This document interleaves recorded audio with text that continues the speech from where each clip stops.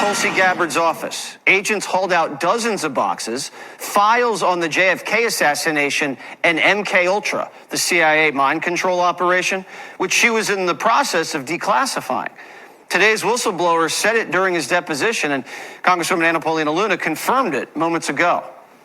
The reason why this is troubling is, A, there was an executive order that the president had directed the full declassification of JFK, but then also to the MK Ultra files. The CIA famously has said that, all documents were released and other documents had been destroyed. So these are allegedly those documents that apparently never existed.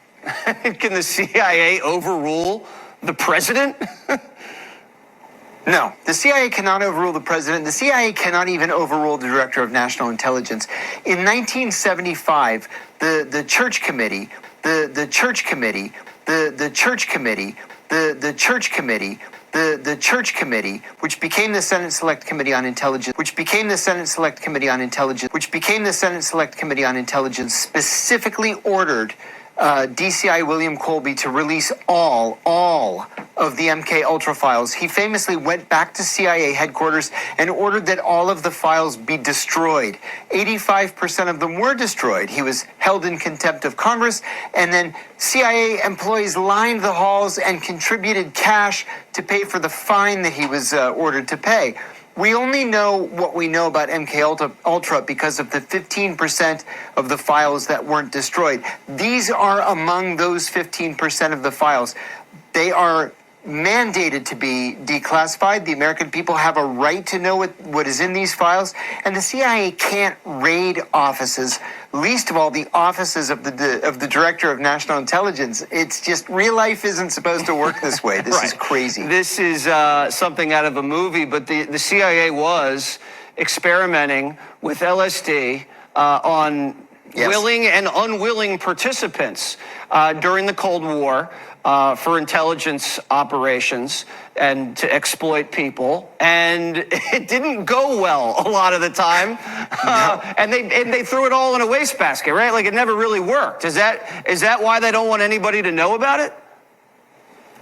I think they don't want people to know any more than what we know about, for example, dosing innocent citizens of San Francisco, California, or a small village in France and putting LSD in the yeast at the only bakery in the village just to see if everybody in the village would go nuts, which they did, of course, or coming up with a program in San Francisco to hire prostitutes to dose Johns and see if they would cough up their innermost secrets. Ridiculous. Hello guys, David Vos here. What a beautiful day. It is summer. It's hot, blue skies, and just beautiful. We're really enjoying the day. I hope you're having a wonderful day. Guys, what is the church committee? Did you hear that? A church committee? That's awful strange. They claim that the committee to investigate, an intelligence committee for the Senate was named that because of a man named Frank Church. Isn't that interesting? Frank, honest, direct, right? Frank, he's honest and he's a church. And he's going to take care of all the intelligence and expose the evil in government. From Idaho, Boise, whose name a Democrat, which is odd because have you ever wondered why you can have a place that's nothing but conservative people? Boise, Idaho is nothing but Mormons. Just like Salt Lake, it's all run by the Mormons, I guarantee it. You do not get voted in to any office in Utah or Idaho or parts of California, Northern California, Nevada, Utah, Arizona, all of these states. You do not get voted in unless the Mormon Church allows it. Remember the Democrat in Nevada. Why was he a Democrat? Harry Reid was a very prominent Mormon, but he was a Democrat. And supposedly Mormons are conservatives. Well, they like to. That's why they tell their people, the Mormons, they say, oh, you can vote for anybody you want. Because they don't care. They know who's going to be in office, who they put in office. Worldwide, the people that's going to be in office are the ones that they put in office. Whether you like it or vote for them, it don't matter to them. But they need a Democrat in Nevada because that's pornography. You go to Nevada and you walk out, you get out of your car, you walk down the sidewalk, go to a hotel, go to a casino, and there's a guy standing on a corner handing out little pieces of paper, and you're like, oh, well, what's this? And he hands it to you, and you take it, and you look at it. It's literally pornography. You get a piece of paper, like folded over twice or something. I know, because I was there, and I lived in Las Vegas for a year or two, working in the casinos. And they hand you this pornography, and there's phone numbers, and it's, prostitution, and it's legal. And there's gambling, and there's drinking, and there's all kind of fun. And what goes on in Las Vegas stays in Las Vegas, right? Well, you can't have a conservative Mormon running that show unless he's a secret person being controlled by the Mormons that they control. Like a Democrat who looks like a liberal, and, oh yeah, that's why Las Vegas is bad, because it's run by this crazy liberal guy, right? But he's a Mormon. Or, so we've got this Frank guy who's a church guy, Frank Church, a Democrat in Boise, Idaho, who's investigating widespread illegal abuses by the CIA, FBI, the NSA, the IRS. And this directly leads to the creation of the Permanent Senate Select Committee on Intelligence in 1976. 1975, following reports of domestic spying, COINTELPRO, and CIA assassination plots against foreign leaders such as Fidel Castro and people like that. And it was this guy, Senator Frank Church, who led the 16-month investigation into intelligence agency misconduct. The committee uncovered illegal surveillance on U.S. citizens, harassment of civil rights leaders, including Martin Luther King. Well, there's a strange name, right? They had to investigate somebody that they gave a name to, made a hero out of.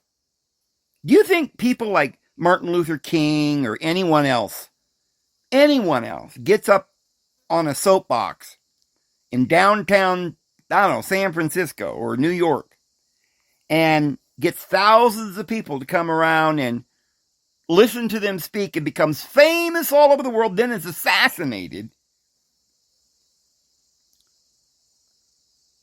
by himself? That he just plans this?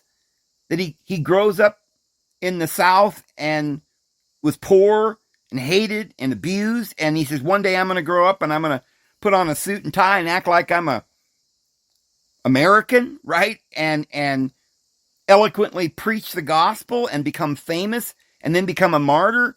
No, this is all planned, just like his name. And so Frank Church is going to lead the testing of biological agents in America. And then in 1976, the Senate creates the Permanent Select Committee. But who was this Frank Church? Isn't that an odd name? As usual, we got Finks running the financial system, BlackRock, and a Dr. Faith. We got a president named Trump. Even his first name, Frank, is a word that means direct or candid, honest. And church sounds like an honest and Christ-like intelligence gathering name. But it's too coincidental for me. I guarantee you that. But supposedly that was his birth name. And he's not Jewish. And he's not even Mormon. Oh, he's Catholic. Oh, well, that's the other one you can be. Catholic, Mason, Mormon, Jehovah's Witness, something, right? And who knows, maybe he's Jewish too. But did it have anything to do with the church, as in the church and state, or a liaison for the peasant propaganda outlet? What crack in the door are we going to find? What clue are we perchance going to find? If they wanted to let everyone know that they're murdering us and torturing us, and let's say everybody knew, right? Already. They'd have to. Everybody already knows they're murdering and torturing us. Let's be frank. Let's be honest. But there is no legal proof that will ever be given. There will be no one in our entire society that will demand the truth. Nobody. Except for a guy named Martin Luther King, right? Who's assassinated and then made a god. And we have to name the entire boulevard after him in every city in America. Why? Because the government is too big to stop. And it's a mafia. And we can't stop legal crime. The entire system is designed to murder us. So who is Frank Church? And what and where did he come from and why? Well, Frank Church is a real person. His last name wasn't some kind of a code. How could it be? He was born that way. It was his birth name, passed down through generations of his family. My goodness, you can't fake that, can you? It's been passed down generations. It seems like an odd coincidence for a man who exposes the deep government secrets, who was a 4-term Democratic senator from Idaho, became the face of the intelligence reform. He was born Frank Forrester Church III on July 25th, 1924, in Boise, Idaho. His grandfather moved to Idaho during the post-Civil War gold rush. Well, that's the same time the Mormons all moved there. But he came out, but he wasn't a Mormon. Religion, he was a Roman Catholic. He wasn't Jewish. He wasn't Mormon. He attended the St. Joseph Catholic School as a child.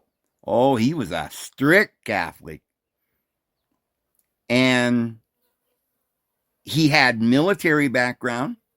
Long before he investigated the CIA, he served as a military intelligence officer. And I guarantee you got to have some clout to be doing that. He was a military intelligence officer in the United States Army during World War II and was stationed in China, Burma, and India. So he was the man that had something to do with China for a long time. And what we're going to find out is this whole thing's about China. The whole thing. Wait till you see. The whole world, you see, China has never been any kind of power. If they were this huge power that equals or rivals the United States, supposedly, then why would they let us be over there in Taiwan or Japan or the Philippines, right? Or Korea or Hong Kong? Basically, the entire eastern coastland and all the biggest cities are run and controlled by the elite. They never had any authority or any power. It's a setup. It's a orchestrated look that they want you to think there's these 3 powers. But the truth is there's only one power, the Nazis who won the Second World War, who put half their intelligence and money over into Russia and half of it in the United States. And it's Russia and the United States that runs the world. I guarantee it. The KGB, the CIA. And these aren't Russians and Americans, but they're actually Nazis that rule the world. And China has never ruled the world. Ever.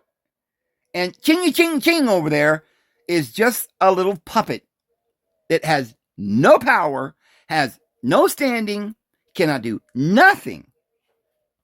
And we're going to see this all has to do with China. And this man happened to be a military intelligence officer in China for years until he becomes the guy who investigates all the corruption, right? For us, the people. He had a political career. He was elected to the Senate at 32 years of age in 1956, right? After he served his country in China, being a spy, right? And he was one of the youngest senators in history. And then he chaired the Senate Foreign Relations Committee. Well, I'll be darned. Who'd have thunk, right? Well, what's going on? I'll guarantee you what's going on. I'll guarantee you what's going on. It's a narrative. And it tries to pretend we're not in a theater, production, movie industry worldwide. That we're not all following some script, some play, right? The theater. That everything's being run from the Illuminati, from an initiation upon the world through MK Ultra mind control initiations into the darkness to see if we can keep our integrity. They are torturing us.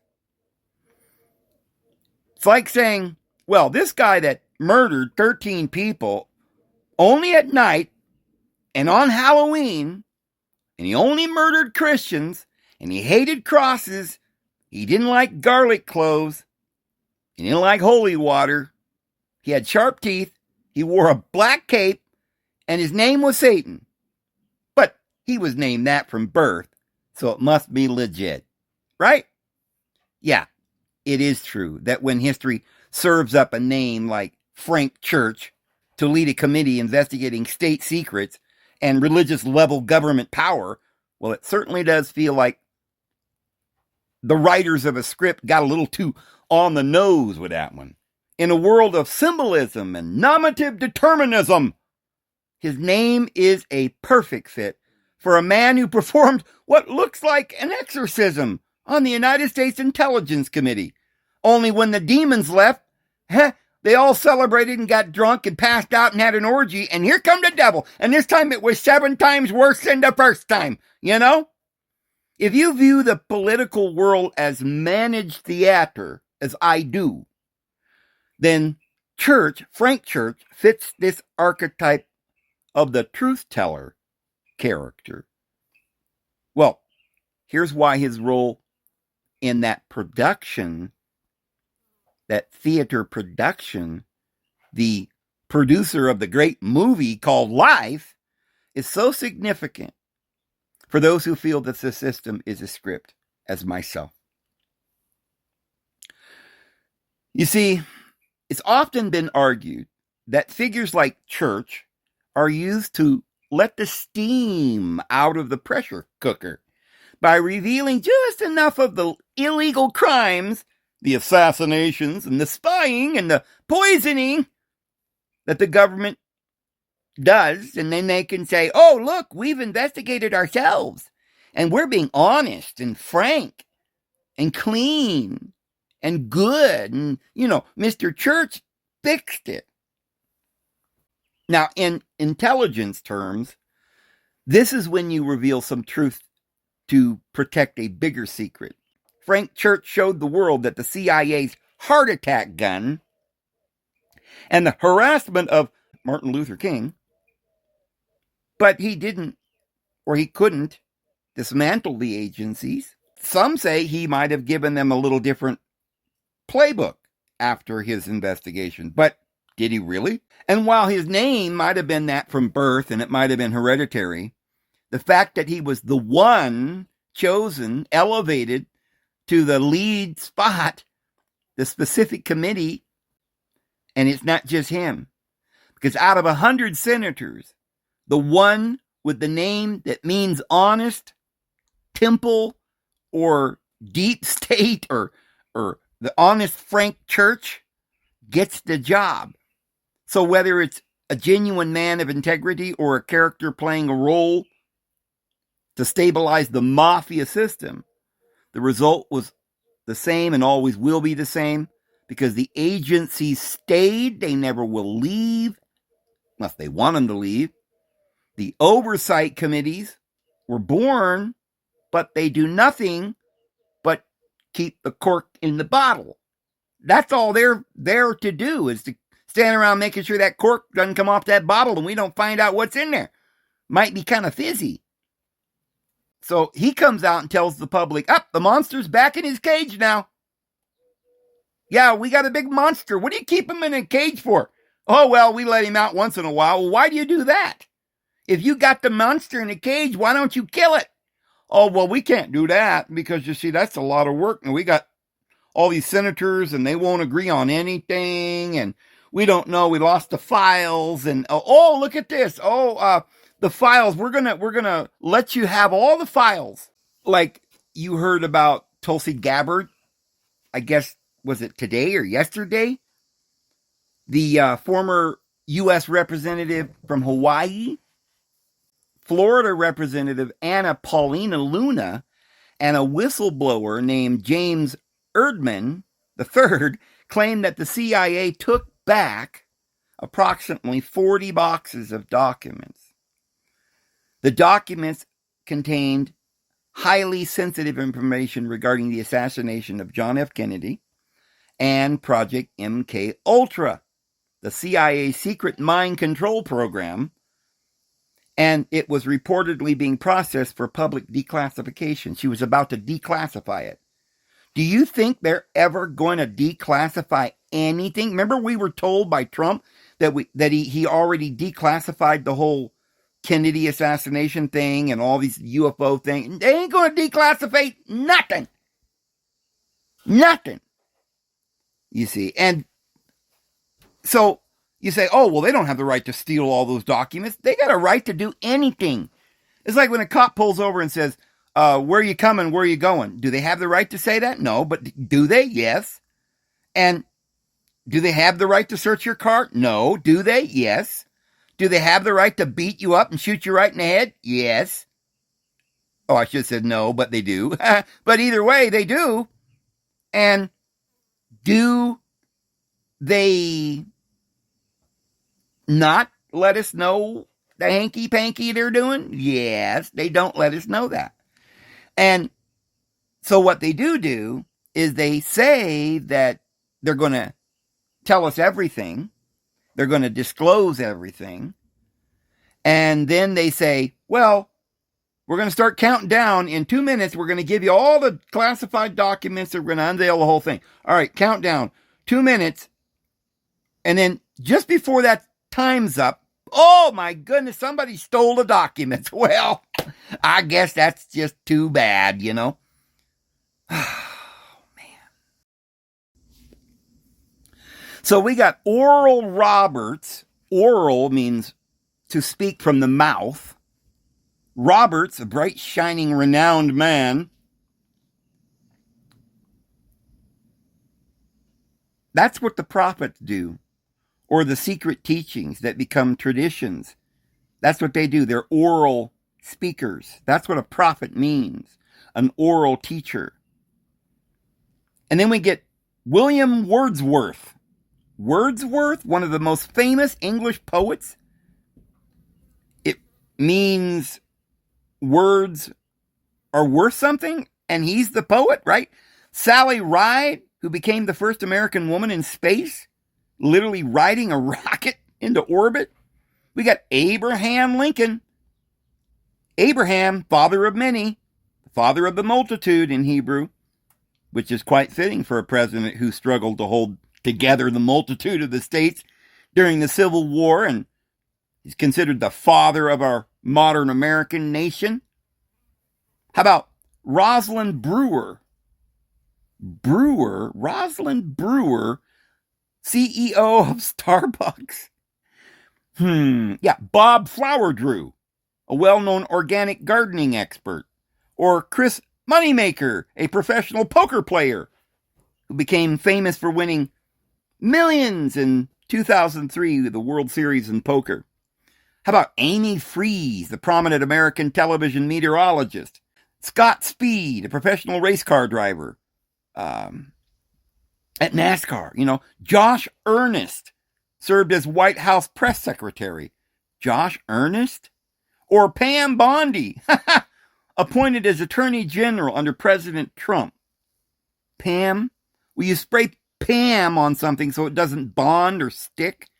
And then she's the Attorney General with all the like criminal justice and bail or bonds. Well, you got Rich Ricky, head of investment banking at Barclays. You've got David Dollar, an economist who served as the United States Treasury economic envoy to China. There's China again. The whole thing's about China. I'm going to prove this to you. And a Rich Fairbank, a billionaire CEO of Capital One Bank. Rich, Fair, and Bank, those are in his Rich, Fair, Bank. And think about this. Rich, Fair, and Bank. All descriptors of successful and ethical banking enterprises. We got Anthony Weiner, who got playing with his wiener, the former U.S. representative, who ended his career by, being a wiener, and a sexting scandal, indecent photos, and all of that, who was, the husband or the boyfriend, was he the husband of Hillary Rodham Clinton's secretary, and they're all involved in Pizzagate? Yeah, well, man, we ain't got to get into that. We got Chris Pincher, a British politician who resigned after being accused of pinching or groping people in London. Huh? Good grief. We got Young Boozer, a state treasurer of Alabama. We've got Martin Luther King. We've got Kash Patel. We've got Finkelstein. It's like Fred Flintstone or George Jetson. So I guess I wonder why people do not see that Pearl Harbor was a false flag, or 9/11, or that injections don't do anything to the public at all, except give another thing 4 years later, which gives ample warning to the conscious people that if you obey blindly to get gain, you're going to be targeted. I guarantee you that. They have to let you know. They've got to inform you. Whenever you are eating poison, you've been informed, but you eat it anyway. You do it because you think you can get away with it. If they offer you poison and you say thank you and you swallow it before you can even look at the label, you're an idiot. So that anybody who passes the class without the wrath gets a brownie point. But guys, here's the question. How could it be that not one person anywhere in the world, not even that Chinese guy on TikTok that's describing all the, the whole thing on the chart, Professor Jiang, on the chalkboard, he's telling us that America's going to fall and China's this and that and everything, and he's got all the answers, right? But even he can't figure out that America takes Venezuela, which supplied the oil to China, then immediately makes a deal with Indonesia for the Strait of Malacca, and makes a defense cooperation partnership, April 13th, by the way, 2026, just recently, which focuses on the critical maritime choke point, the Strait of Malacca, which carries 40% of the global trade, and I guess about 80% of China's oil imports goes through the Strait of Malacca. And then, as soon as we did that, we took the strait there, we got Venezuela, then we went to Indonesia, made a deal with them, took the Strait of Malacca, and then immediately began taking out the Strait of Hormuz, which moves crude oil, 25 to 30% of the total global maritime oil trade, on a daily basis, about 20 million barrels of oil, and about a fifth of the total global oil consumption. They also run liquefied natural gas, 20% of global gas, and a vast majority comes from Qatar, which sends about 90% of its exports through this route to China. Then you've got 30% of the petroleum gas, chemicals, and fertilizers, 25 to 35% of global fertilizer trade, nitrogen-based fertilizers, which supplies the world with the ability to grow crops. So we're going to starve to death if this stops, which it's, I guarantee it's stopping. They're going to do this to collapse the world and have great famines, pestilence, and war. The famine and the pestilence will create the necessity for war so that Russia and China will be then pretending to go to war, but it's just a big theater for the rest of us. So this fertilizer is very important, and they supply about 50% of the world's urea and 23% of the ammonia, which is fertilizer, to keep things going. They also provide the petrochemicals. 13% of global chemicals come from there. Methanol, feedstocks, plastics, industrial manufacturing, helium. The strait is critical for tech and medical industry, as it carries about 1/3, 33% of the world's helium production. Sulfur, approximately 50% of the global seaborne sulfur, about 9% of the aluminum, 3% of global container traffic, 2% of dry bulk shipments, grains and minerals and all of that. And most of all these goods are destined for China, India, Japan, South Korea as the top recipients of all of this from the Hormuz Strait. And if 30% of the world's stuff is coming from there and we shut it down and we don't get our oil from there, then guess what's really going on? Especially since they shut down the Strait of Malacca in Indonesia too. So China is now boxed in, they're done, and then immediately Trump goes over there and has a big talk to show off the fact that he's got all the cards. And what does Chi do? Nothing, because he's just a puppet for the elite, and this is just to make us look like Trump's the master. And he just took over the world in one foul swoop. And he's the greatest man in the world, buddy. But he ain't the Antichrist. Guarantee you that. Right. Well, how is it that no one sees? Well, I heard that Oman or the UAE or something was hit by missiles from Iran that took out their infrastructure, but Iran says they didn't even launch the missiles.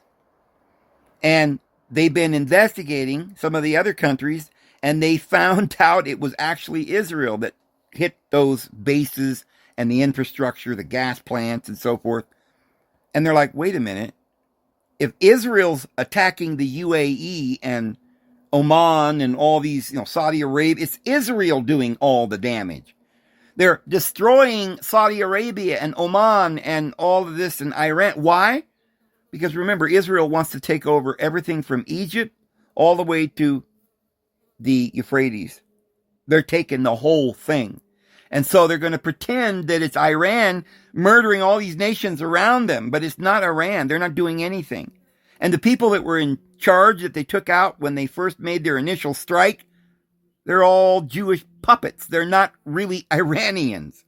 The whole Ayatollah Khomeini or whatever thing is just a organization set up by the KGB and Israeli intelligence and the CIA. Remember the ISIS thing and all of that, the Taliban, all that stuff. Everything always is created by the Israeli intelligence guys.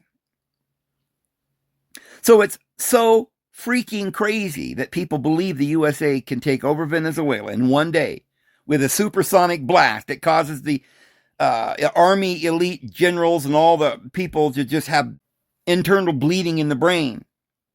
And then they can strategically take out all the leaders of Iran in a first strike. And all the leaders just happen to be in one building in a meeting. And then somehow, now we look like we're losing the war in Iran. And oh my goodness, Iran is just bombing all these countries. And now all the countries are, and the Strait of Hormuz is closed. And oh my goodness, there's not going to be any oil for China. What? This is planned, guys. Israel wants the entire area gone to make a greater Israel. And, well, I'm going to tell you this, and I guarantee you this.